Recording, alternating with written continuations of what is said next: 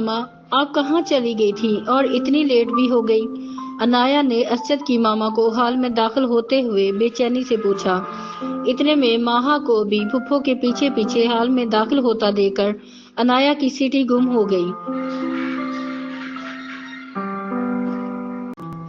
माहा, तुम? अनाया ने अपने अंदर के गुस्से को छुपाते हुए कहा, और जब तक असद भी वहीं आ पहुंचा, माहा वहीं सहमी हुई खड़ी रही। असद के सामने अनाया ने बनावटी प्यार दिखाते हुए माहा को गले लगा लिया और असद इन दोनों को मिलते देखकर खुश हुआ। अनाया ने माहा के गले मिलने के बाद माहा को गुस्से से देखा। जब तक फुफ्फो ने कहा, आ जाओ माहा मेरे पास, तो माहा जल्दी से फुफ्फो की तरफ चली गई।